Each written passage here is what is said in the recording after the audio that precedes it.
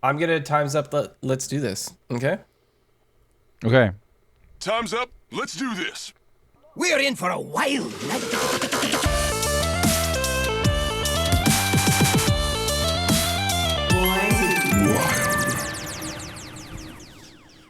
Welcome, everyone, to episode 230 of Born to be Wild, a wild and wild adjacent Hearthstone podcast where we have fun, hang out with friends, talking about the wild and wild adjacent formats of Hearthstone and spotlighting members of the wild community. I am your host, Hydralisk. It's great to be back on this beautiful Friday evening here in beautiful British Columbia, Canada. I'm joined by my fellow host, Schmoopydady. Happy to be back contributing to the pod. For those of you joining us for the first time, welcome aboard. We record this podcast live every Friday evening at twitch.tv/borntobewildhs. And the video version of this podcast is then posted to YouTube shortly thereafter. Audio versions are also distributed to all podcast apps. However you are watching, listening, or absorbing via osmosis this podcast today, thank you. Yes. You. Content plug, Schmoopydady. Before we get into the main topic of the show tonight, I'd like to say a quick thank you to the patrons of our show. Your support means the world to us. If you enjoyed this content, please like, subscribe, and comment on this video on YouTube. Another simple way to support the show is to leave a review on your podcast platform of choice. If you're watching live on Twitch, we've got some awesome emotes that you can unlock by subscribing to the channel. This is free if you use Amazon Prime. Finally, if you'd like to support the show financially, you can join our Patreon for as little as $1 per month. We have some channels in the Discord that are unlocked by subscribing to the Patreon, where you can see the show come together each week. Check it out. If you'd like to interact with us personally, please join our Discord, a free and amazing online community of friends from all across the world who love talking about wild Hearthstone. Links to all of this stuff and more, including our merch, can be found on our website, which is www.borntobewildhs.com. Hydra, how was your week? Pretty good. I think I had mentioned last week that, and in anticipation for the mini set, that I had hopped back into the original StarCraft, getting the upgraded remastered version, and I had completed the Terran campaign while I had moved on to the Zerg campaign, which I don't know why. It's way easier than the Terran campaign for some reason. I flew through it. I'm right at the end. Are you tapping into your swarmy aggro noob just sort of roots where you're just yes, just make many minions and swarm? How hard could this be? It must be. It's just it's all still there because I played so much Zerg that I'm just all over it. And I think I'm kind of overdoing it in the missions. I'm just building the biggest army because they give you a limited number of resources because it's just a solo mission little scenario. But I'm yep. harvesting the whole map and building the biggest army. I spent half an hour doing it, and then I just go attack and it takes 2 minutes to kill the enemy because I went too far. Age of Empires used to be like that, the single player that I remember. As again, not a Blizzard game, but just you'd go do the campaign and there'd be limited resources, and sometimes it was so limited. If you read a walkthrough, they'd be yeah, you only have enough gold to make X number of dudes, so make those dudes and then just go do the mission because they shouldn't be able to beat you mathematically. But I used to do the same thing as a kid where I'd just build up like crazy. Because I was so paranoid and I didn't know what the other the opponent had. Yeah. So, anyways, it's a lot of fun, and then I'll be moving on to the Protoss campaign, and I'm super stoked after that to hop into Brood War. I don't know how many days do we have. It's coming out in a week and a half or something like that. I think. They think the. People are prognosticating based on when the shop turns over, and the shop turns over the date of I believe the 21st is what has been. Okay, so that's what displayed. We think maybe at this point. Yeah. Yeah. Okay, that makes sense. Well, I'm gonna still rush my way through the campaign, and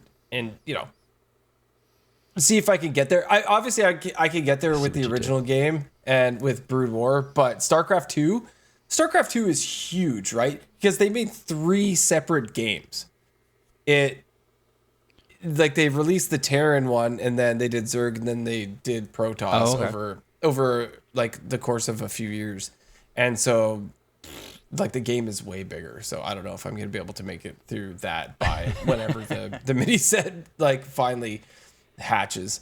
So we'll see how that goes, but I will try. Other than that, I am continuing my read through of Play Nice by Jason Schreier. I was hoping to be done by today on this one, but I didn't quite get through the audiobook play on this one. I got out of it's like only 10 hours or something, but I got about 2 hours left on it.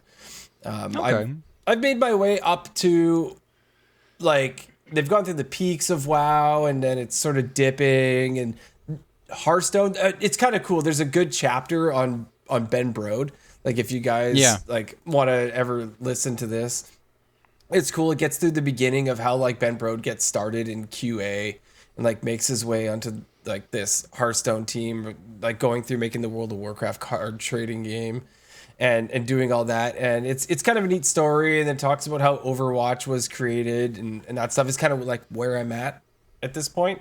So in more of the modern times of the story, just kind of cool. Like if you are, I guess we all sort of are Blizzard fan people. It's cool to go through the history, and it's very honest too. It talks about the good, the bad. Right now we're in like the Bobby Kotick era, and it's kind of talking about how he's like more like he's a businessman. He's not a gamer, right? And that's a thing.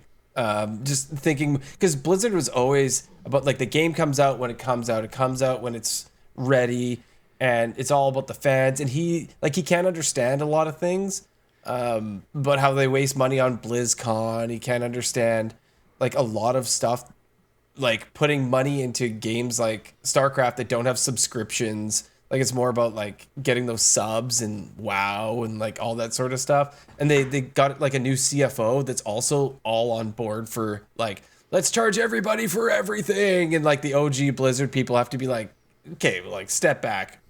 We know what we're doing. You're gonna tank us, yeah.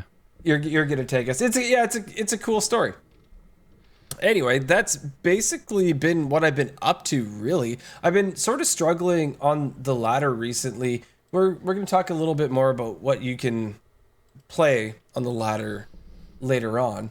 But yeah, just sort of kind of going back and forth. I've had my win rate really tank as of lately because I'm trying to get Demon Hunter wins.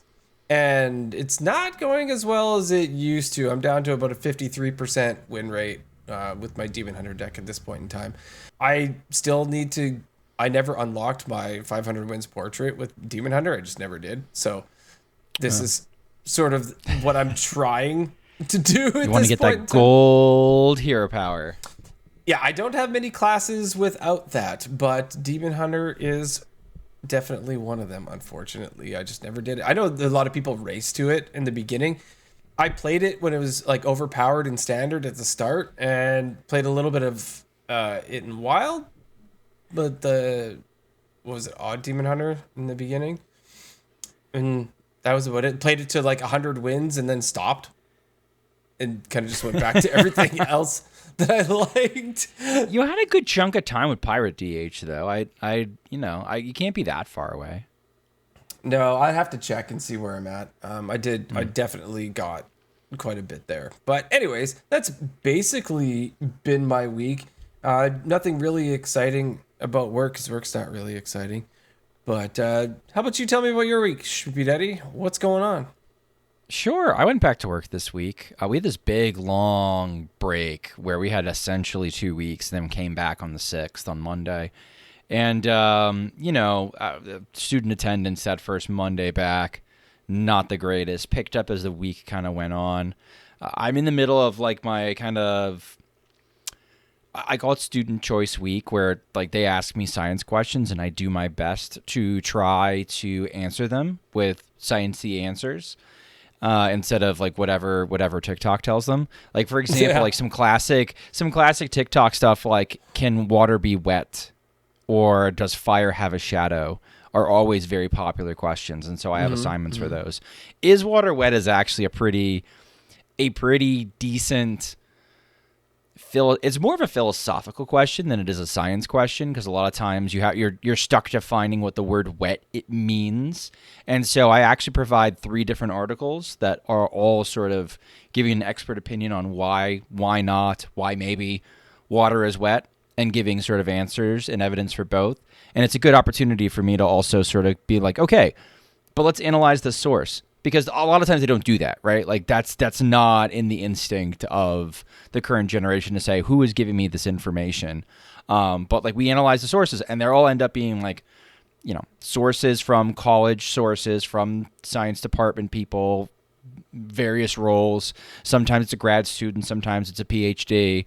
It might be, an earth science PhD, but he's doing a little like physical chemistry here, answering this question. But you get the idea. It's like, they all are credible, but we'd all take a minute to be like, okay, are these all credible? Yes. They don't agree. Why don't they agree? Where don't they agree?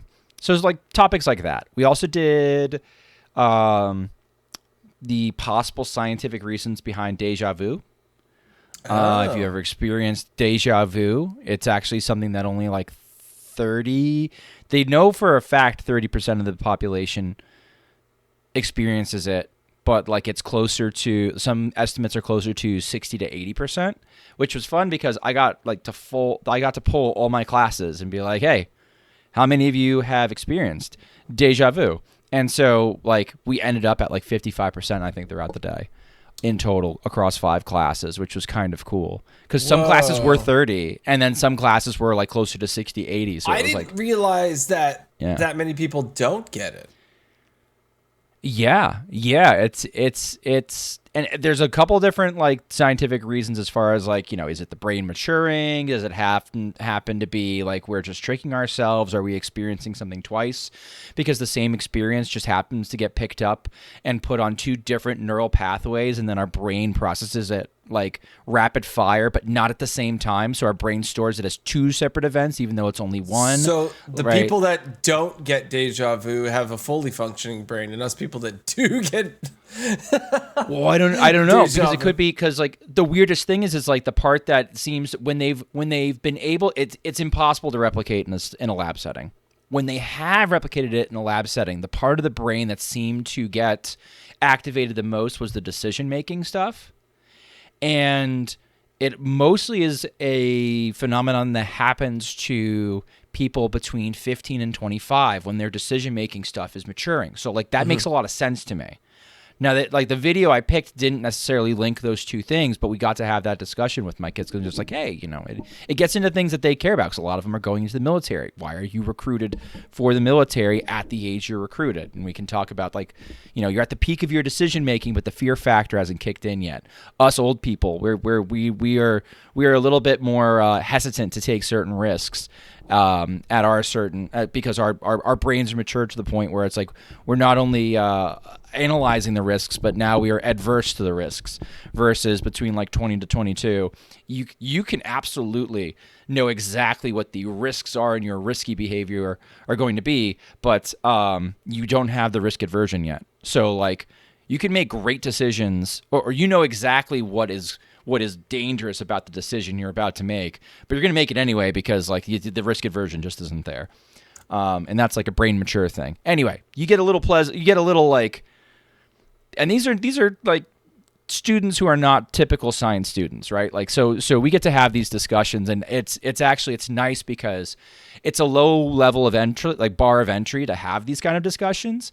And when they can't always articulate their science question, so they do their best, and then I try to figure out the science question they're trying to ask, and that's a good experience in and of itself too, because now I get to demonstrate that, oh yeah, like, all right, so you didn't quite say what you wanted to say when you said it that way, but here's how you would say it, and also I agree. And like that helps create some student to teacher connection. So you mean like when someone gives you a listener deck, and they give you a deck that's like half half cooked, and you're like, I know what you were trying to build.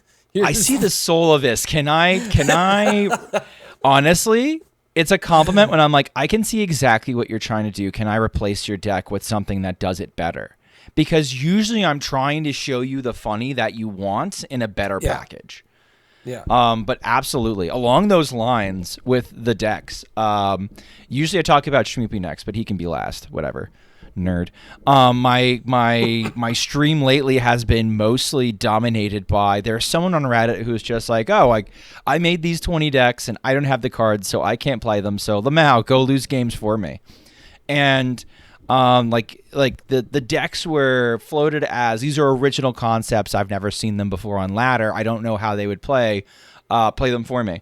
And so I did, and I went through and I made it so that like my chat could gamba on whether or not I was going to win or lose the game with whatever garbage pile I was playing. Like, Pirate Warrior with the Velen combos shoehorned in, or Pirate Warrior with some sort of Crab Rider OTK, or Pirate Warrior with it's like Mine Warrior. It was just bananas, some of the combinations. And my quibbles were either the chosen win condition of the deck was not an appropriate power level, or I did there were questionable card choices that I would guess were good or bad. Some were actually decent decks. Some were actually like pulled off funnies. Like I would never put Watercolor Artist, Mecha Shark, and buy one get one freeze in the same deck together. But it turns out if you can use buy one get one freeze that's discounted on a Mecha Shark and do that a couple times, that's pretty nasty. So there are some fun things that we got to do. Hydra got to witness the most fun thing I might have ever done in Hearthstone, where I happened to copy an Odin off of a warrior opponent while I was playing Starship Priest. So I'm making these gigantic starships that give me lots and lots and lots of armor. And I can't attack with the armor, with the armor attack buff, obviously, because the starships are all popping on my turn. But I got to play Xyrella, and I got to tag my opponent for 227 damage, which was quite beautiful. Something. It was like exactly when I opened your stream. And I'm like, you're like, holy! How much attack do you have? I think I just said like, holy cow, or maybe another word. And you're like, perfect timing, Hydra. I'm like, this is pod racing. Like it was like one of those moments, just like, oh man, that's cool, and again, it was also cool because I recently, when No Hands dips into playing Wild, KVLT slipped him my name once. I was like, oh yeah, raid this guy. He plays Wild all the time. And so when he's been playing Wild, he tries to keep it Wild. So I've been lucky enough to get a couple of No Hands raids with a couple hundred people and showcase the Wild format a little bit in Twitch, which is really cool. But it's really, the last one he raided me was like a losing stream. Like I was playing the worst viewer decks. It was early in the month. I was just getting like sandbagged by meta deck after meta deck. And this one was cool because I was actually kind of pulling off some of the cool stuff that we can do, like Xyrella for 227 to face, which is not something you see every day. So like that was really neat. And you got to learn how to speak Italian. Yes, you did. Thank you for that, Hydra. Thank you for changing my client language on me. Did you know, this is the funniest thing, Tom Carter noticed that when you change my client language, like the choose one cards or like the options, I know the cards so well subconsciously, I'm picking the correct options even though I don't know the language. I'm actually slower when they're in English because it's like I'm reading the card to make sure I'm picking the right option as opposed to just being like, all right, whatever, Lizard knows what's going on. Lizard brain, take the wheel. I should just let my Lizard brain take the wheel permanently. He usually does a pretty good job. That's a funny experiment. Isn't it? It's the wildest thing. He's like, you're way better at the APM decks when it's a different language. Because they're always double checking. Like, okay, is this what I wanted to do? But, but if you just subconsciously know this is the right card, just fling it. It makes a lot of sense. Like I was playing Barnes Druid way faster in French than I was, and like I know a little bit of French. I read enough French to be dangerous. Because I took it in school, but I don't know like the French localization for Hearthstone cards. Like it might as well be Japanese to me when it's on a Hearthstone card, because like they pick very specific words to mean certain things in the context of the French language that I don't have the cultural buildup there, right? Like that's just not. That didn't make. I never realized that's how you need to learn languages when I was in high school. So I was just kind of like, this is boring, and memorized words like an idiot. So instead of trying to understand a culture and then understanding why certain words have certain context. So like it's just very funny that like, so like different language, I'm masterly faster at some things. Schmoopy's good. He's homesick. He was homesick today, but like he's super excited to be homesick. He's at an 8. I'm like, I took a picture of him on the couch on Monday. He'd woken up and like he'd woken himself up at 5:55, which was actually sleeping in for him. I'm like, dude, you could go back to bed. He's just like, I did sleep in. I slept in till 5:55. And like he's like, do I go to school today? I'm like, yeah, dude, go to school today. He goes, but school's boring. I don't like school. I'm like, dude, you are 6 years old and it's first grade. It is too early for this crap. I'm like, you it's like exciting school. In first grade. You see your friends. You could have a good time. He's like, it's boring and there's work. So I don't know. He's getting grumpy. He stayed home. He was excited to stay home sick today with a cough. He's in good spirits. He had a low-grade fever. He's fine, probably. He'll probably give it to all of us. We'll feel like crap. I'm not feeling like crap yet, so poggies. But you know, he's doing good. He's doing good, and we're all doing all right over here. And that was my week. And so now we get to go to the bountiful harvest of news that we have. All right. Welcome to the news. The news is so good. Yeah, so it's been a pretty slow last couple of weeks. I'd say it's been since the announcement of the mini set that it's happening. There hasn't been like that's fair. A whole lot. I think when they went on vacation, like they went on they went away for the devs went away for vacation. They're back now. Yeah. They might have been back on Monday, actually. And it's just sort of been very quiet. So what they did do is, in general Blizzard fashion, give us an announcement of an announcement, to sort of just, they got to give us something, right? So this was an esports announcement. So basically, they just wanted to state that the plans for the 2025 esports season are being finalized. A little late. It's kind of actually 2025 already, but hey, who am I to judge? But for now, they wanted to confirm so everybody knows that January ladder will not count for competitive points. So I guess they just wanted to put that one out there, like halfway through January. Not even, I guess not halfway through when they put this out, but it was like a weekend. A quarter. Yeah, a weekend. I know like the standard meta is not the most popular right now. I haven't minded it because I haven't like played it day in, day out since the set came out. But the fact that now the ladder also isn't really that big a deal, but it also makes sense if, in theory, we are in the mini set waiting room. We're like we said earlier, we're expecting it pretty soon because the shop has been, is going to turn over at a certain date, and so we assume it's going to be in the shop when the shop turns over. That's going to be in the middle of January. So like they could also like know it's like unsettled meta. People are going to be experimenting. It's unfair to penalize people for experimenting with, the competition on the ladder mattering, right? Like otherwise people are not going to try the new cards. They're just going to, the best players who are actually going for the tour are just going to play the best decks. 4K gold saved up. That might be smart. Like I thought that the mini set might be like was sure to be 2K, but it is bigger, so we don't know for sure. Yeah. We'll see. I would assume that 4K is good enough at a standard of way 2,000. Yeah, way better. It's not like it's double the size. It's a little bit bigger, but I think you're okay. Yeah, I would say I wouldn't expect it to be either larger than what it normally is or too much larger. So that's fine. Yeah, I'm super stoked for something for StarCraft in general. I'm still on the Are you still giddy? I am. Well, obviously, I'm going back and I'm playing a game I played like 25 years ago, which is ridiculous. Oh, true. I've so many games in my Steam library that I haven't played through. I have over like 200 games in my Steam library, right? And I'm sure there's other people that have way more.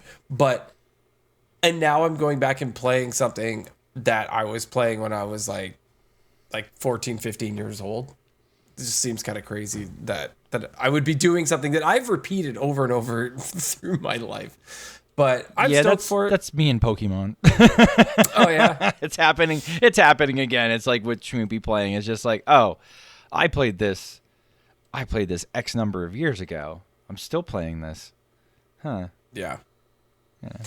Well, so there wasn't a whole lot of news, but what we figured we would do for our discussion topic is if you are in limbo, kind of like at least I am, if you want to play your favorite, class on the ladder, what we figured we would do is maybe talk about individual class and talk about what you actually can play that's viable on the wild ladder. So I figured let's just jump right into it, and we're going to go through each class one by one, and we're going to start off with Death Knight. Yeah, this is probably the toughest of the classes to play in Wild right now. And part of the reason why I felt like this could be like a good discussion for tonight, and Hydra agreed, was normally we would have like a Tempo Storm meta report by now that we could kind of sift through and say, hey, it would probably be much unchanged from 2 weeks ago with some things on the fringes. And so kind of in that spirit, I'm going to do my best to we can talk about a deck that for each class what is actually kind of decent right now. The Death Knight's kind of in a tough spot because it didn't really, the deck that was decent that people would play was like some sort of control, unholy blood DK, or I forget if it's blood unholy, one of those two combinations. I'd have to look, but like, you got Airlock, which was that spell that was it spent corpses and it printed 5/5 taunts, and if you had enough corpses, it printed 2 and it was 6 mana, while also giving you extra life, like 5 extra life. That spell is like good in any format, not just in Wild. And the card that sort of springs to mind that deck would run was 8 Hands from Beyond. Now, I had to defend this card on Discord a couple times in a couple different places because people were like, isn't this card garbage? But what's kind of cool is you would pair this with Cattle Rancher, which is an epic, I believe, from the Wild West one. I forget what expansion that was. It's skipping out of my mind right now. But it tutors a beast from your deck and makes it cost 3 less. So if you coined Cattle Rancher on 4, you could get your 8 hands down. You could get a 5-mana 8/8 that deletes the majority of both your decks. Showdown the Badlands. Thank you, Azalea Akari in chat, for saving my bacon. You could play this on 5 and basically start the end game right at that moment. And for Death Knight, that's an advantage because its end game sucks compared to its opponent. But it does have Patchwork. And it does have Theatar, and it does have, and now we have Kill Jaden, right? Like we can sort of set up our deck to, against slow stuff, immediately throw ourselves into the late game against the deck and maybe help our disruption pieces hit important parts of their deck so that they can't do their funny because now their resources are limited. That we can leverage new cards like Kill Jaden, which not a lot of other decks are going to be running that or want to have to deal with an infinite sea of scaling stats turn after turn after turn. I just think it's really cool, and this is one of the cards that was sort of enabling the deck. And this is you'd play this in like again Reno control list. In the meta right now, it likes seeing XL Shadow Priests. Does it like seeing Libram Pally? Corpse Explosion might be one of the few like really good answers if you have enough corpses to Libram Paladin in the meta. Like you could rip that, and with enough corpses, you can only push up the stats on the Libram Divinity so far. You still got threads. You got a lot of control tools. Death Knight's in a bad spot, but if anything's going to be playable, it's something like this. It sounds kind of fun. because like it is kind of fun. Cattle it's a pile. Rustler is a 5 mana card, right? Battle cry, draw Yes. beast. It costs 3 less. So Yes, if I think it's a 3/4. Like it's a strong effect. it's a and 3/4. kind of Yeah, it's a mid-body. spider Yeah. tank. It's a spider tank body. So let's say 3 less from 8 is 5, right? And Cattle Rustler is 5 itself. So you could coin, if you had the coin Cattle Rustler on 4, play the 8 hands from beyond on 5. That's actually pretty early against some of those other decks that like to go long. Like you could really mess with a lot of stuff. Yes, you can. And there's Yes, a you lot of can. Renethal decks that are out there. Like you could really destroy We have somebody's the- game plan.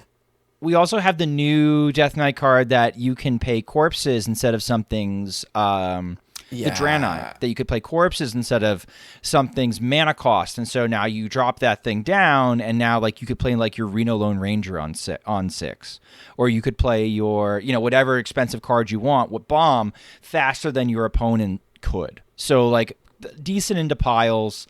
Also, I think kind of has an advantage. Well, can be helpful against something like Holy Wrath, where it's like, okay, it doesn't delete the Ceaseless Expanse, but it makes it more likely that your opponent's going to draw it because it's thinning their deck. So like that can even save you some turns against other slow stuff that's prevalent right now. But I don't know, really cope deck, but like this is the best I got. There might be an aggro DK in there somewhere. I haven't seen one that I trust that is fully optimized that I wouldn't play myself. This I would play myself and have a good time. Sweet. I like it. All right, let's check out Demon Hunter. So, questline. Yeah, the fatigue version is still good. The 30, let me drop brutes and Whompers and blow up my Glavetar with Arana up. Like that deck still looks good. The problem is that deck kind of folds to Shadow Priest. It folds to Attendant on 1 if you don't have Consume Magic. So if you're looking for DH wins like you said you were, that's kind of the first place I'd look. The second place I'd look is also using the Final Showdown. That's the same deck basically, but we add 10 more cards in the Il'gynoth Lifesteal package. I've lamented in the past that deck is not a tier 1 deck as it was pushed initially when it was first discovered, but I think it's still a solid deck, and it has a pretty flat matchup spread. It's a lot better in aggro because you got the lifesteal stuff that you can Shadow Priest does not want to have to trade into a Street Trickster. So the Street Trickster sticks, and if the Street Trickster sticks, you got 40 health and a ton of ways to come back and get health back. So that deck is very good right now, or at least that deck is playable right now, as long as you're dodging like Hostage Mage and faster combo decks. So that's where I would look for Demon Hunter. Though, that's where I would look for Demon Hunter right now. There might be like a homebrewed, like facey, self-damage DH out there, but that ain't it, Chief. Yeah. Unfortunately, the Pirates aren't doing as well. Like, you can really draw the nuts, and people are conceding on turn 3, 4 when you draw the nuts with Pirate Demon Hunter. But for me, it's amazing against Libram Paladins because I get under them, right? You can get under the Libram Paladin, and if Druids draw bad, you can get under them as well. But and Mana Burn helps. Right, all three of the decks we mentioned use Mana Burn, so like you can time walk a turn if you time it right. Yeah, for me it's the matchup versus the aggro Priest, which like Priest just smokes Demon Hunter in my experience. Yes, no, it does. That's been historically a bad matchup, and it got worse, I'm sure, since Sigil got nerfed. So like that hurts a little bit more, I bet. Yeah. All right. Want to talk about what do we got next? Druid. All right. Yeah. Malygos. Yeah. Classic. Back to the Future. So the first time this deck showed up, it was like whispers in China that this one guy was on rank 2 playing Malygos Druid, and they sort of put what they thought was his list together as best as they could, and they were missing a couple cards. I played it with like the substitutions that I thought I would make on stream as soon as I heard about it, and I was just like, this deck is awesome and really fun. And that was like a couple months ago. And then we got the full list because he hit like rank 1 the next day, and he released his full list. And so I played that, and it's just like, yeah, this is still fun and kind of good.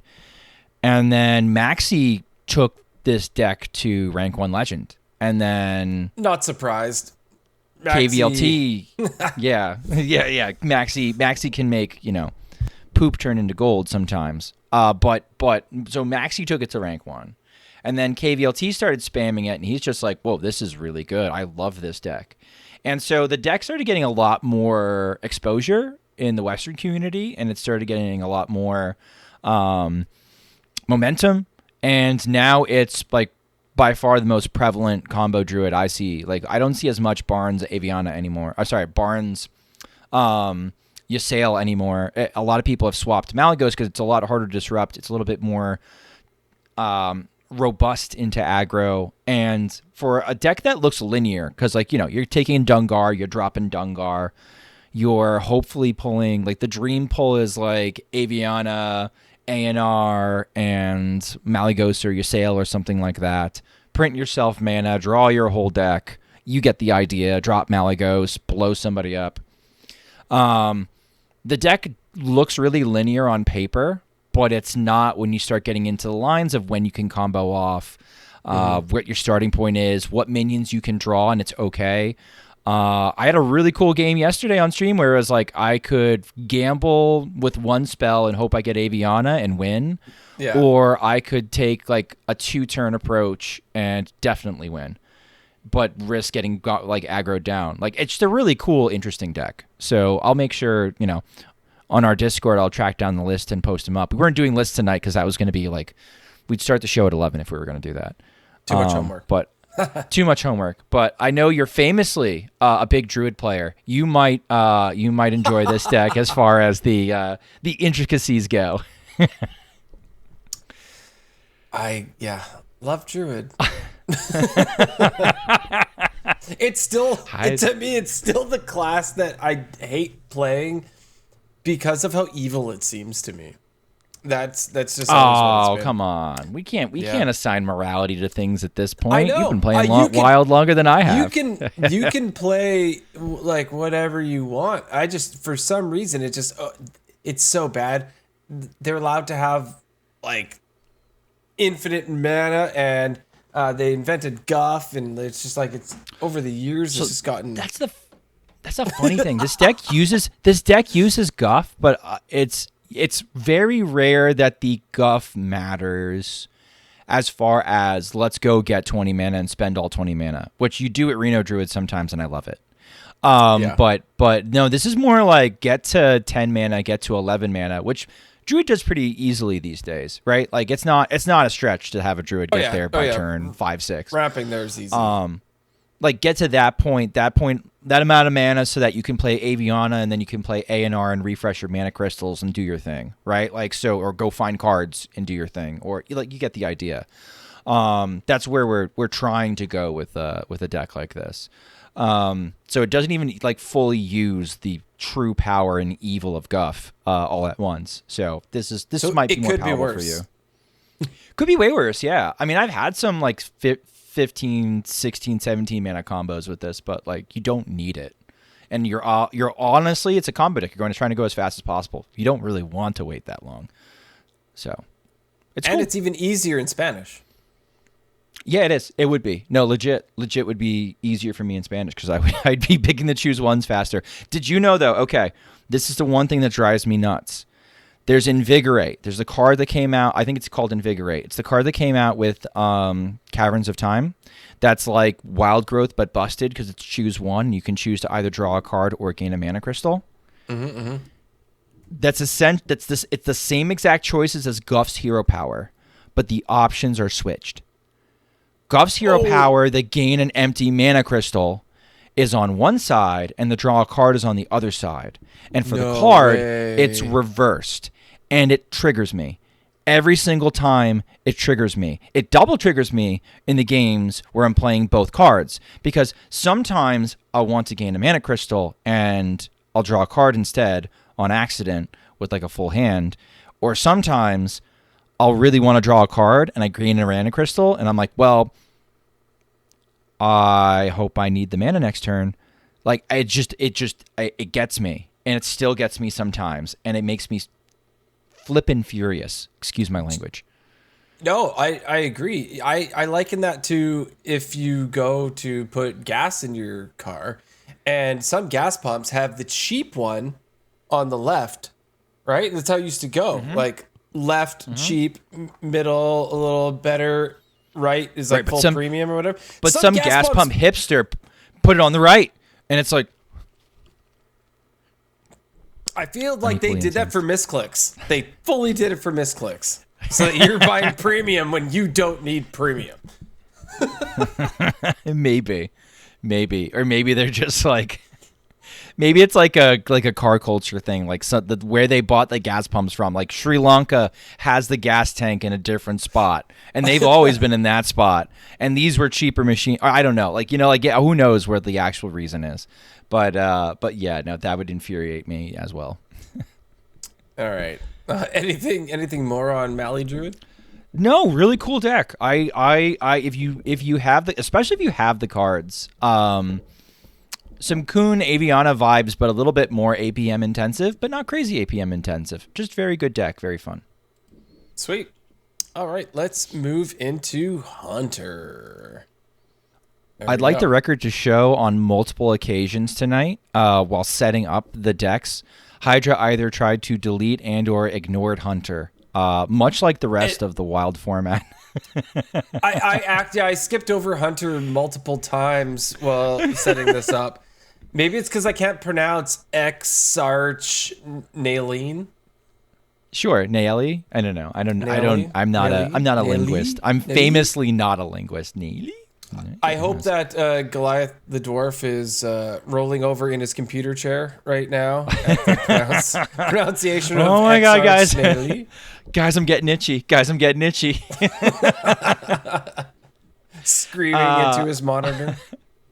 Discover Hunter looks playable in Wild. The Discover Hunter package, where you're getting multiple copies of cards and you're getting free 2/5 taunts, and you're kind of like, honestly, the big part is we have a lot of different Discover options in Wild. I've seen a Wild Discover Starship Hunter that I love to play. That's really cool and is fine and viable. I've seen a like more swarmy, tokeny, aggro Discover Hunter by Iced Dill that is very cool to play. The big thing that we can do in Wild that they can't do in Standard that sort of makes this different is we can discover multiple copies of Dreadscale and Acid Maw. So, like, everybody's a gangster until they have to play around, like, Dreadscale Acid Maw combo 5, 6, 7 times in a row. Right? And like that can help you stabilize against Libram Paladins. If they don't have a way or they choose not to bubble their minions, you just keep clearing their boards forever and you out-tempo them and they explode. And especially when you double that up with like the Biopod Starship nonsense, we have Play Dead and Standard doesn't. So if you make a Starship with like 5 Biopods on it and you wake it up, it's a 10/10 that has Death Rattle, deal 10 damage 5 times. Everybody's a gangster until you play dead that thing. And then, like, if they do kill it, they somehow survive, you can play 9 lives and trigger the Death Rattle again. That's another 50 damage. So, like, you get the idea of, like, the nonsense we can kind of get up to with a little bit of extra Discover support in the format. Very playable. Very cool. Unique to Wild type experience, sort of, in this case, standard concepts, but actually improved with Wild support. So cool, and I'll make sure I post some of those lists as well in our Discord. Also, that kind of brings, just a new look at, or a new angle you can play Hunter. right? So like Hunter isn't always viable in Wild. It doesn't have a history of being super viable. Like we had the Questline Hunter, we've had like Copper Hunter, that kind of Beast thing. Hunt, yeah, Beast Hunt. Well, like it's like a history of being criminally underplayed, like truly underplayed. Where like Yeah. Beast Hunter was probably the best deck in the format for years, largely unchanged, and or one of the best decks in the format. And it was Hunter. Nobody played it. Same thing, Eggs. honestly, with Lion Hunter, right? Egg Hunter, arguably the best deck in the format. It sort of caught strays for standard, or maybe not. It's kind of unclear why they nerfed Egg, whether they had an eye on Lion Hunter and just decided enough was enough. But like even at its best, Lion Hunter had like a 3% play rate. Like nobody played the deck. And whether that was because the epics were so expensive, or like nobody wanted to play Hooharan, or what, like who knows? Hunter's just been overlooked the entire like history of Yeah. Wild for so much. The most you ever saw was Questline Hunter. That did sort of get everywhere. 100%. At that point. Yeah, 100%. Even Hunter 2 for a little bit. Like not as a counter Q deck, right? Like if you wanted Yeah. to take care of a certain type of archetype. But the deck runs Flare, so like any deck right now that can run Flare in a world where Hostage Mage is kind of in the conversation for one of the best decks, especially played by some of the best players, where it's like your bad matchups don't seem like bad matchups because you can mitigate them. You know, should get a look. I know Corbett hit Legend with Discover Hunter with the Velen package, like snuck in. So you're like you're discovering Serenite, Chain Gang, and Velen, and also Dreadscale, and also that stuff. Like you can just sort of like paste a lot of stuff in with this Discover package. And this card, Exarch, Nayeli, however we're gonna say, it's a forever Hunter card. Like it's just as good as we thought it was when it was revealed. It's going to be in every Hunter deck from now until the end of time, unless there's a very, very, very, very freaking good reason why you wouldn't run it. All right. So for Mage, we have Grand Magister Romath. Hostage I hate this Mage, card, but Reno Hostage Mage. all the power to it. Not a lot changing here. This is just one of the decks to beat in the format. Once it's it's good enough that it starts echoing, well, is now the time to hit block to sort of snap this deck back a little bit and pull it a little bit further back, closer back to the pack. And the problem with that is you could delete block from this deck, and I'm not convinced that it will definitely lose some games, but I'm not convinced that it's always the best to do. Memnarch says in chat, if I wanted to get new players to join Hearthstone, I would show them Hostage Mage games. Feels good, man. I recently got stuck on stream. Somebody submitted Orb Mage, which is very similar. It's playing I forget, it's called Celestial Orb or whatever. It's doing a similar thing where you're repeating parrots and you're getting like blocks, and like you're kind of keeping the opponent hostage, and it was against a Hostage Mage. I entitled the video Orb Mage versus Hostage Mage. This video is one entire game, and it was 39 minutes long. But there were some interesting moments where like both of us kind of threw, where we could have had certain things in our cycle, in our like our parrot cycles or in his Romath cycles, and we chose not to. Deck is actually, I think, fun to play, especially the Reno version, especially if you like a little bit of unstructuredness and like putting together a puzzle and then finding a win from there. Yeah. But not super interesting to talk about because like nothing's really changed. I feel like we've talked a lot about Hostage Mage and the fun things to do in the class.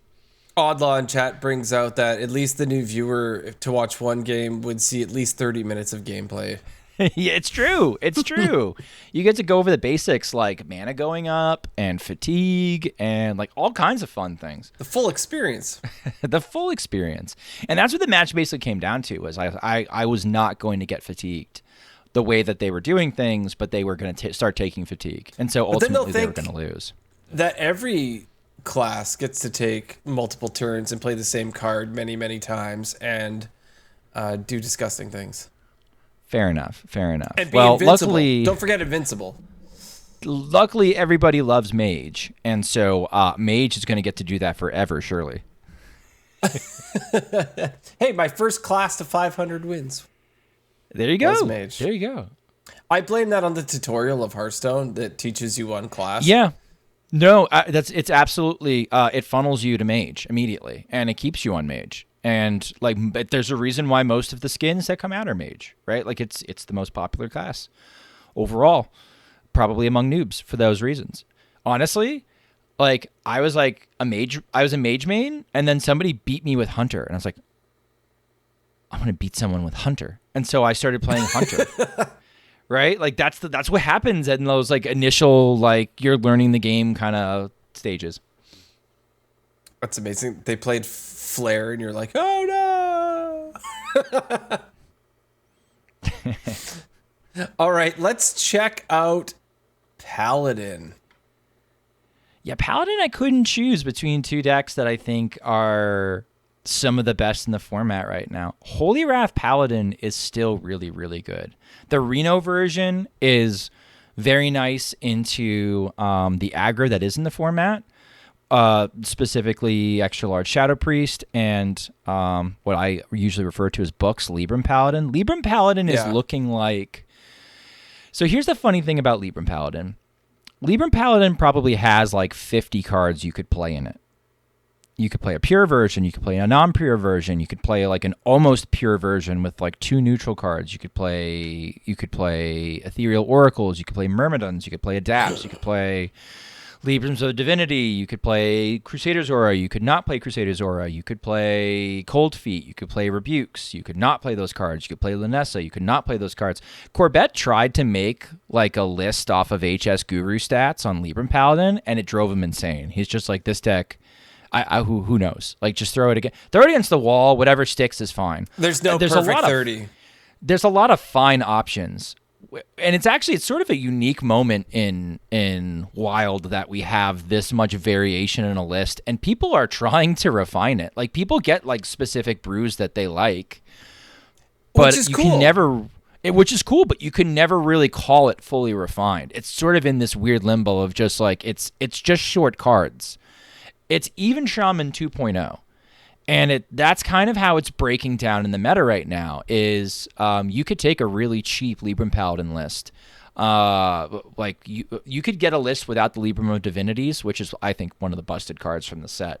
This thing costing 0 every turn over and over again. If you double it with Lunessa over and over again, so now you don't have 2 copies, you have 4. You're just always making the largest. You're always making like the largest 1/1 ever every single freaking turn for 2 mana. It's just backbreaking, I think, for a lot of control decks. Yeah. But this is the card. This is now the deck that is the Libram Paladin's now the deck that is sort of the noob stomper and the pacemaker for the format that Seedlock used to be. Seedlock is kind of taking a step back since the nerfs, and now Paladin is sort of the deck that's limiting what you can and can't play. But what's weird about Libram Paladin is like it has a very unique weakness. For an aggro deck, you can get under it. Like its first couple turns are not very strong. I would love to actually pull my stats, but if I'm looking right now, I have... Yeah, I was going to ask you, how does Pirate DH do into it if you've been playing Pirate DH? I imagine they're like kind of even-ish. My very last game with Pirate DH was against Paladin, win. 2 games before that against Paladin, win. 4 games before that, Paladin, win. Another 4 games before that, Paladin, win. Okay, this is this is. I have a loss. I have a loss. Okay, you're only like 80%. Yeah, it's scrub.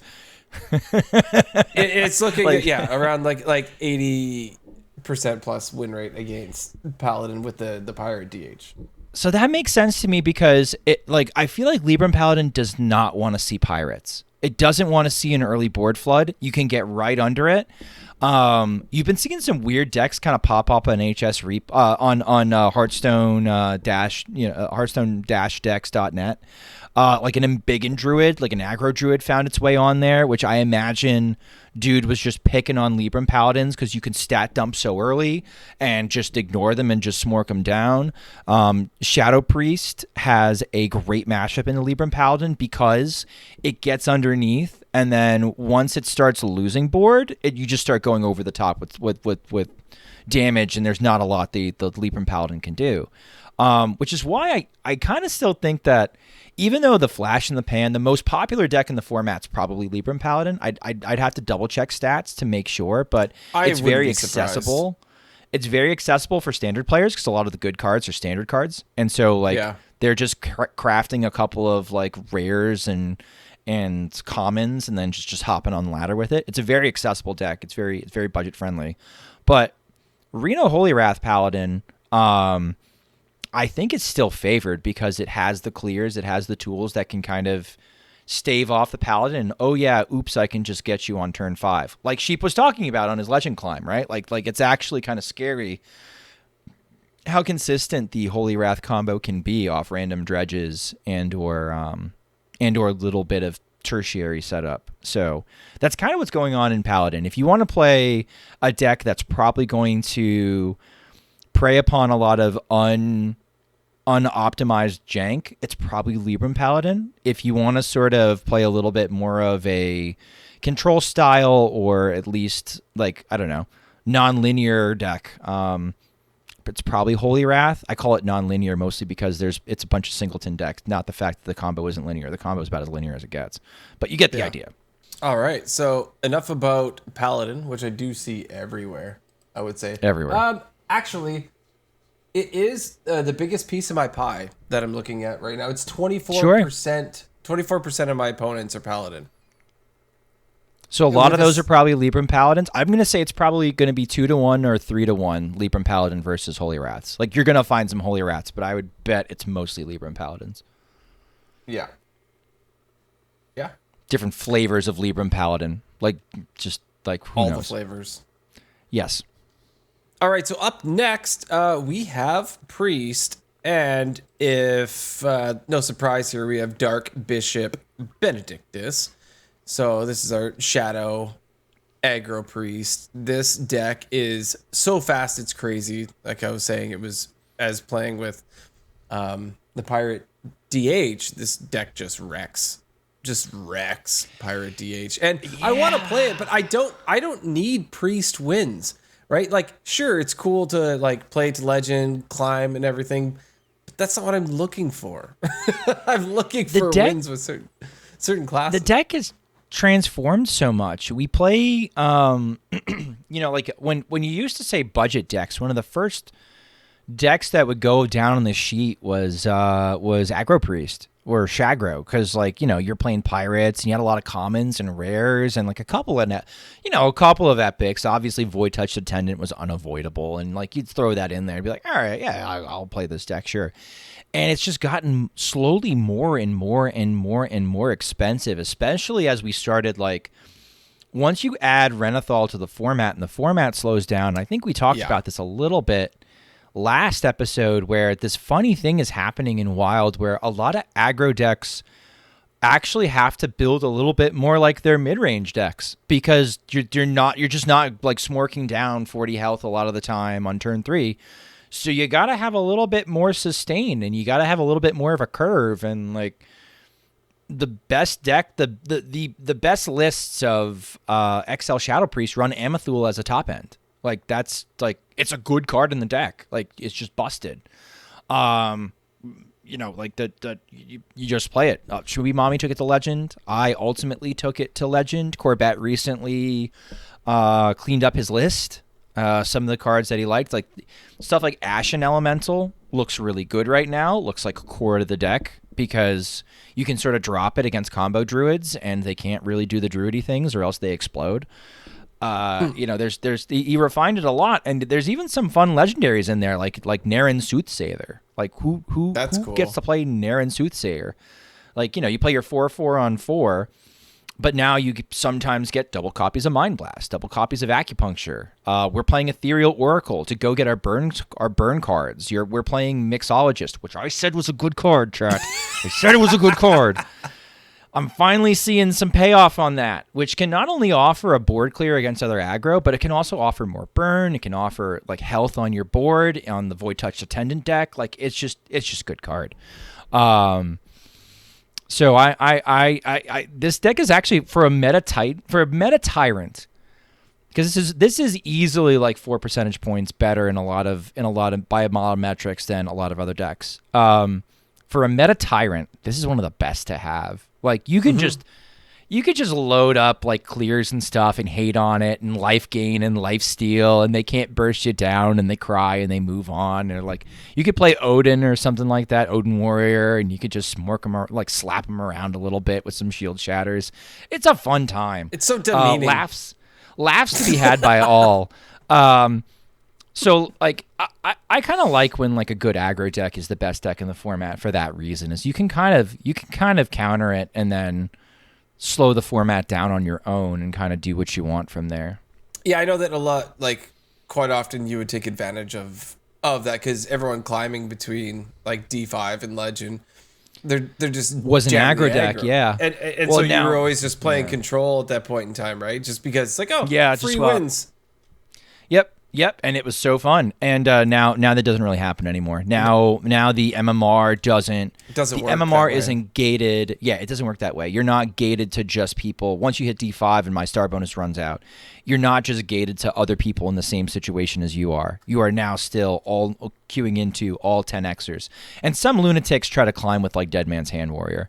So like it's like I can't guarantee that I'm going to see the same polarization in my matchups. So So you know, I've been trying actually recently to get 11X to speed up my climb a little bit, so that if I'm going to see a variety of decks, I can still climb kind of quickly, even if my win rate's not the greatest. Yeah. All right, let's pop over to Rogue and talk about Pirate Admiral Hooktusk. Yeah, I haven't. I this is criminal for somebody who tries so many decks. I haven't read Copper Scum's control rogue guide on Reddit yet. But he basically made like a 40 rogue that takes advantage of the Hooktusk combo without going all in on Hooktusk. Anchorman, who's a good friend of the show, hangs out in the Discord a lot. Yeah. Always posting that he plays an aggro version of Hooktusk, where essentially you're just devoting like 2 or 3 cards to the combo, like Bran. What is the 5 mana card with the mini? I forgot what it is. But you play that and you play Hooktusk, and you get to either like take 10 cards from your opponent, or just scoundrel. There you go. Scoundrel. Yeah. Scoundrel. Okay, so like we get Scoundrel, you get Admiral Hooktusk, and you have Bran, and that's basically the whole package. Like you can run some stuff like Serrated Bone Knife that can kind of help things like move along, or you can play Raiding Party, but for the most part, it's just like you're just playing aggro like pirates. And the thing is Sandbox Scoundrel. Sandbox Scoundrel. Thank you.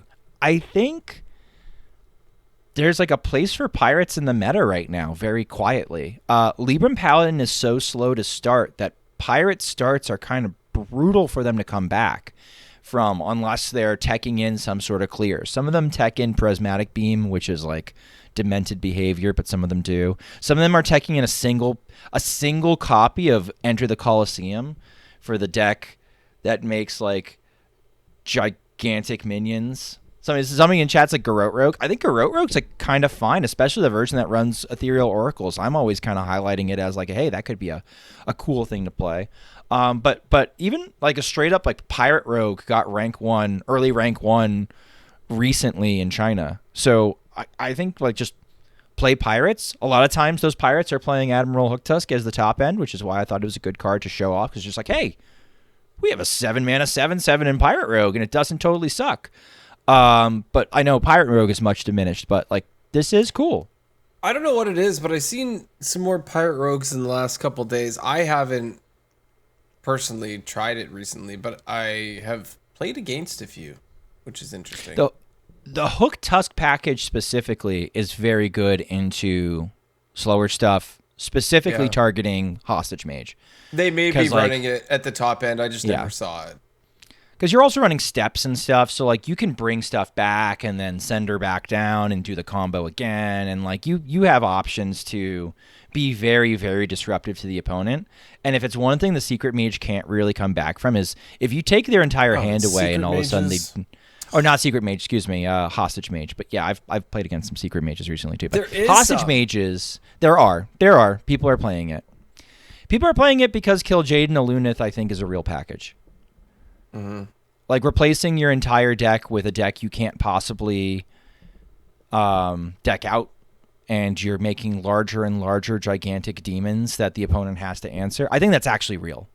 I think that's actually a real, a real powerful package, and it's really cool and something that we can do.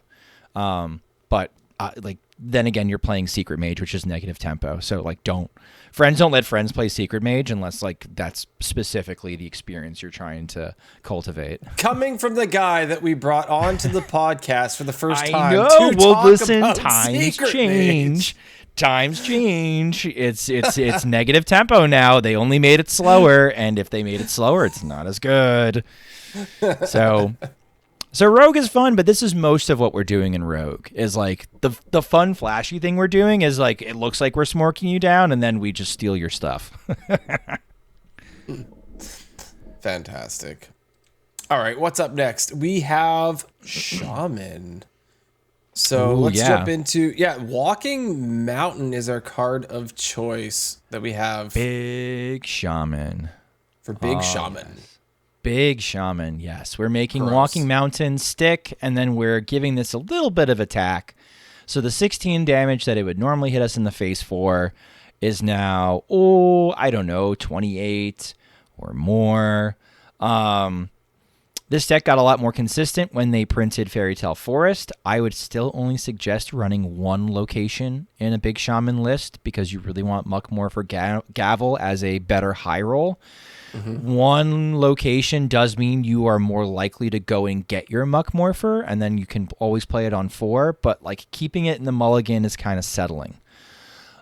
This deck is still being good. Hasn't changed. Didn't really get new supports. I know Doctolite really likes Triangulate from the new set. But I haven't liked Triangulate as much. I've been playing Devolving Missiles instead of Triangulate because I face more Libram Paladins. So making big minions smaller makes a lot more sense for me in my particular situation. Makes sense enough for me. Big Shaman's it's a good deck. I still feel like, I don't know. It's borderline tier 1. It's borderline tier 1. It's probably high tier 2. I think it's underplayed too, which is interesting. Yes. Well, it should be at least. It's funny, for a big deck, you'd expect it to be at least as popular as Libram Paladin. Maybe it's the fact that it has a couple more expensive pieces, but Thunderbringer's free, right? I think Thunderbringer was free. Mm-hmm. Mm-hmm.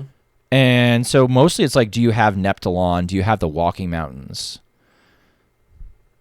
I forgot how we got the signature Walking Mountains. Was that an event or was that a pass card? It might have been a pass card. I don't remember.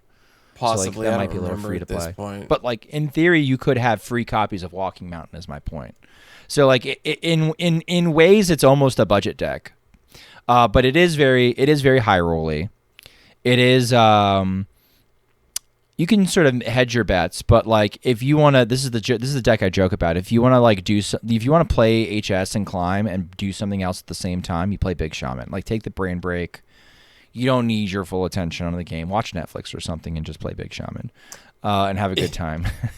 That is my only reason why I used to like Big Priest is because it was amazing for watching movies.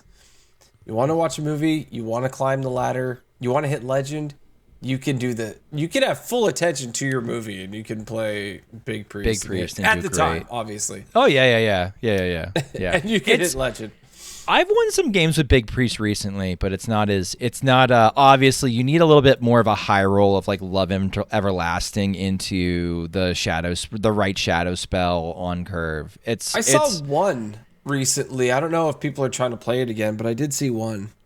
I do make videos with it every once in a while because people are like, let's play Big Priest. And when I play Big Priest, I'm playing it with the Titan package. Like I want Yogg, I want Amathul, and I want Neptulon as my 3 minions, basically. You have to play Concerned Mom style and only run Rag. Right. I mean, that's the thing. It's like Rag was interesting because Rag like went face sometimes, right? And so like sometimes you're creating board states where you're sort of showing like lethality that's not normal. Playing multiple Amathuls and getting multiple random legendaries and trying to piece together a win condition from that is so much fun.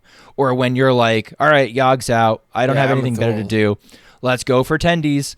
And like you're just spamming 1/1 tentacles that are just ramping up their effects over and over and over again. Like that's fun. And less linear than the old Big Priest where it's just like, all right, get out, as my wife would say, the angry buttholes. And just keep repeating them until your aggro opponent succumbed. It's a little bit different than that, but yeah, Big Shaman's fine. I've seen a fair amount of Even Shaman. I have a theory on that. I think they're getting under the Libram Paladins and also running Devolve. So I think there might be a little bit of space from Even Shaman, but I don't trust it enough to suggest anybody else should play it. But also, it wouldn't shock me if you're just like, yeah, I play Even Shaman. I do pretty well. I beat up Libram Paladins. If you said that to me, I would not be shocked.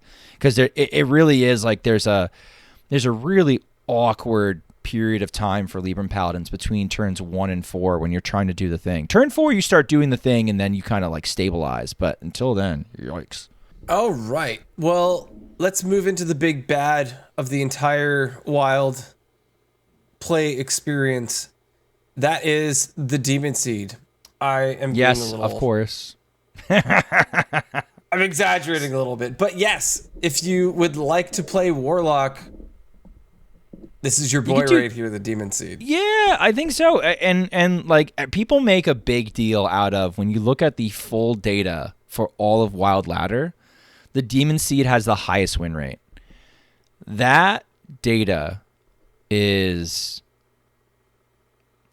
God, it's like looking at the front page of HS Replay. You really want to be super careful about gleaning anything about the format from that data's page because it's so broad and there's so many samples coming from so many different places that like it's not all like serious. It's got a good win rate. It does a great job of doing what the devs wanted to do. The devs did not kill this, right? I think we said on this show we were okay with it stepping away. The devs were like, we still like what it does on the format. We want to slow it down. We want to transform it into more of a police for Highlander decks so they don't just run away with things for greed. We want it as a handbrake on the format. We like what it does. Okay, fine. We might not necessarily agree, or we do agree, but we think, well, it's time to get rid of it, whatever, right? This is still doing its job, and it's a lot slower. For some people, any Demon Seed is too much Demon Seed. Krill issue, I don't know. Like, just like that's an opinion you can have, and I understand it at this point, which is why we said, like, well, if it's time to walk away from it, that's fine. But people haven't, so yeah, I think if you want to play something in Wild, this is pretty good. You can play some Tech W Reno Warlock, but I like friends don't let friends play Reno Warlock. I have found like it's not a unless you're queuing into aggro, and you magically are always pulling your Defile and your Domino effect. You're not gonna have a good time, right? Like it's gonna be like. I like to point out also that its representation on the ladder, like its play rate, the Demon Seed is not that high. It's not. It's last time I checked, it was up around like 6-7%. That's higher than the last I saw. Okay, so that's surprising to me. I don't know when's the last time I saw it. Like, and that's the other funny thing. It's like it's not a lot of people are playing it, but it has a decent win rate. but nobody's playing it. And really, they didn't want to kill the card. They wanted the card to hang around. Like, they wanted people to be able to play the card. So, like, I can respect that take from the devs. I might not agree with it at this point, but like, I can respect that. And so, mission accomplished. It's not everywhere. It's not really dominant in the forefront of people's minds, hopefully. And it's just sort of ticking along as a thing that you can play in the tapestry that is wild. And like, that's fine for me. I don't always love when they just absolutely gut a card. Sometimes I get a little frustrated with, let's say, like Reno, how they like slowly nerf it, and it's, to me at this point, that card probably should have been gutted, my opinion. But I normally don't jump to that, right? So I do like to see them, let's dial it back. Let's dial it back a little more. Let's see how it goes, that kind of thing. But there's also just people that really, really hate the play experience, and they try to look at that too, of how things feel sometimes. Sure. Like, we've gotten comments from the devs saying, well, this is not a power outlier. What we are trying to do is have a better, positive play experience. So sometimes they do just by feels. Just by feels. Oh, the only thing I wanted to add is we had a really good discussion. I had a really good discussion once with people in and around my Discord, or I think it was either in chat or in and around my Discord, where talking about how it's funny how the only thing that they go straight to like really brutal nerfs on are combo in Wild. Like, a lot of times if like some fast combo comes out, they really swing the hammer on it. There are no incremental nerf. There was never an incremental nerf for Pillager Rogue, right? Mm-hmm. Like, they never said, all right, we're going to make Pillager cost 7 now. They just gutted the effect. And they had the chance to do that here, but they don't like to do that. It's still Wild. Like, they want people to be able to you know, play the thing. So they did an incremental nerf here instead of gutting it. So is that right? Is that wrong? I'm actually fine either way. I'm at peace with this solution. I don't know about you, Hydra. I didn't agree with it at the time that they should. I thought they should have gutted it, because I think, you know, the larger community they won't be satisfied unless that's the outcome. But this has been fine. I'm fine with it. Yeah, I'm cool. So, speaking of cards that have had incremental nerfs and been completely gutted, how about the card Warsong Commander? Yeah, we're going to end with some spice. So you're like, all right, well, what warrior can I play? I feel like I can play Odin Warrior. I can play like the control Odin Warrior if I'm piloting it and I tech for the Serenite Chain Cane Velen combo. I don't know if the average person can pilot Odin Warrior to a decent win rate in this meta, because Libram Paladins are a very tricky ask for the deck. You're essentially, like, you got to run Blade Storms. You have to, like, your Shield Shatters are only good early on. Your Barov Clear is premium. They make a lot of taunts. There's a lot of reasons why it's a really tough matchup. But a deck that's doing really well that I've seen multiple people have success with is Warsong Commander, the Frothing Berserker OTK deck. We have All You Can Eat. We have From the Depths. We have Warsong Commander. We can even run Tight-Lipped Witness to you know, tech for block a little bit. You can throw in some anti-aggro tools like Man the Cannons. And I know my boy Super Based runs a Minefield, a single copy of Minefield for the early game. So, like, this deck draws a lot of cards. What's cool as a combo deck, the Warsong deck, is you need a copy of To the Front, you need a copy of Warsong Commander, you need a copy of Risky Skipper, you need a copy of Frothing Berserker, and you need a way to copy Frothing Berserker. And then you need, like, 2 more minions on the opponent's board for the Frothing Berserker to get enough ticks that it's lethal damage. And so the fact that it's like I know it's like a 5-card combo, but you can run duplicates of all those cards. So if you get disrupted, it's not a big deal. So it's just coming down to, can I survive an aggro push for long enough to survive long enough to do my combo, and it's a risky skipper deck. So like a lot of times the answer to that is yes. Persian is doing very good with this deck. I've seen multiple people now take his list and also have similar good win rates. This looks like this is one of those decks that is okay to play for Warrior in the wild format, which is kind of cool because it's one of those cool decks that you can play. That's a combo it's very rewarding when you get it right. I love frothing. Frothing's cool. And we can make multiple copies of it multiple ways. The other deck that's a little bit spicier that I think is very playable right now because of its matchups into Shadow Priest and Libram Paladin is Reno Warrior. I have my buddy Aggressive on my friends list, and Aggressive was always funny because, his name's Aggressive, but he's always playing control stuff. So I know when I queue into Aggressive, I know this guy is like, and it's somebody who I've been running into since like early Wild Ladder. I remember, friending it. Like we played well and friending him, and he's been, and I've played multiple times around my MMR, and kind of like me, players matured and gone up. He was in like top 200 with a Reno Warrior list, and then took it to top 20 when the month turned over. I think the deck works. The deck's cool. It's got the Velen combo in it. It's got Bulwark for Holy Wrath. It's got Disruption. It's got board clears. It's got obviously the life gain with Reno. It's got value. It's just like somebody's like, well, why would I ever play Reno Warrior over Holy Wrath Paladin? I think the fact that you have some unique tools like Bulwark kind of can give that a little bit of an advantage. I also think it's a little bit better into the aggro decks than Holy Wrath Paladin.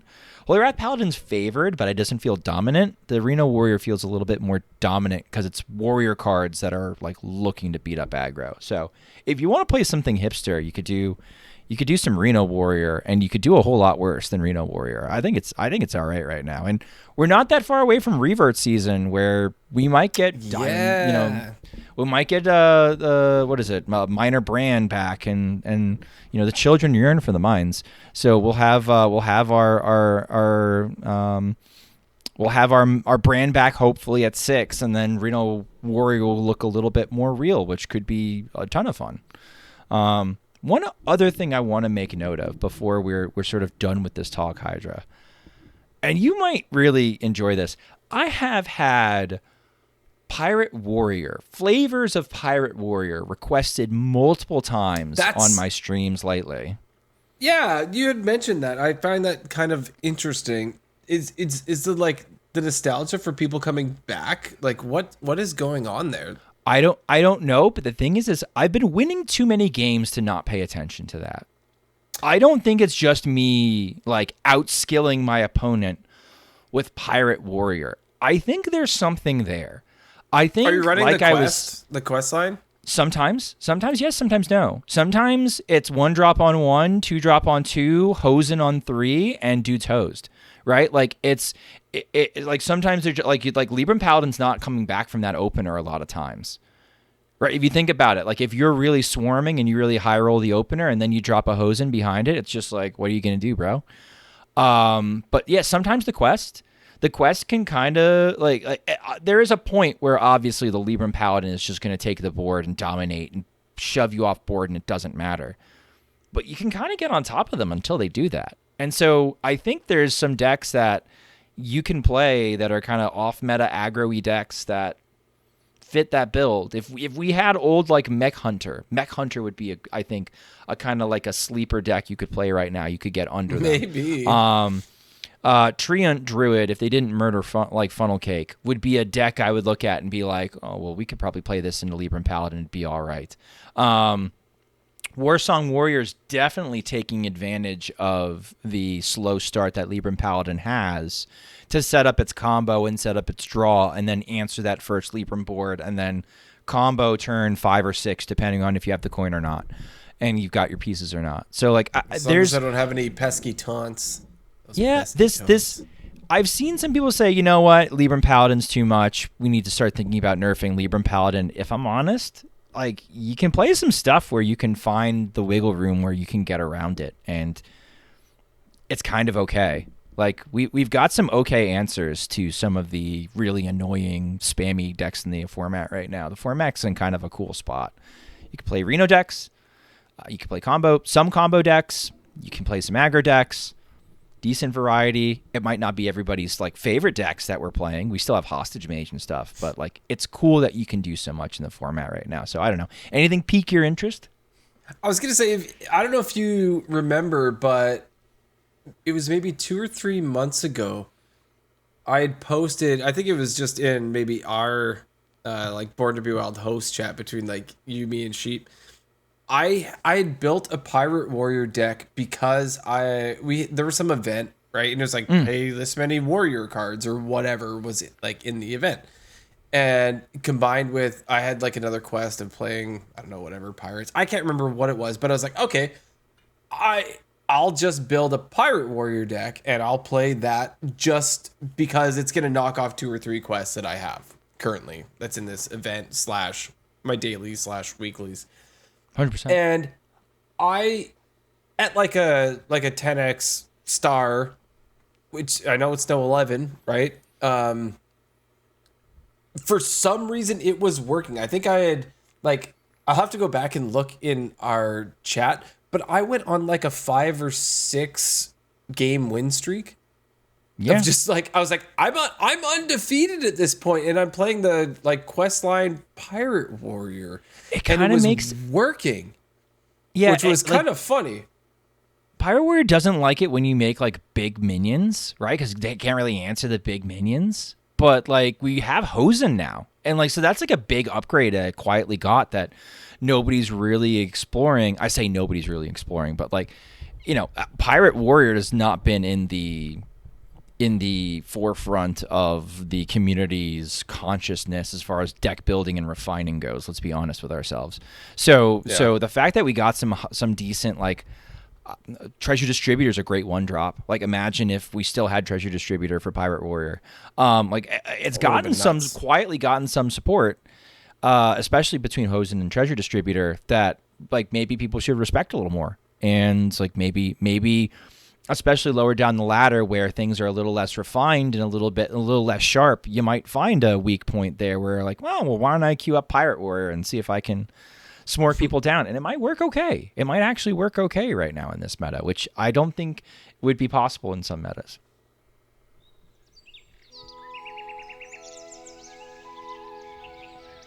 Unrelated Advice with Hydralisk.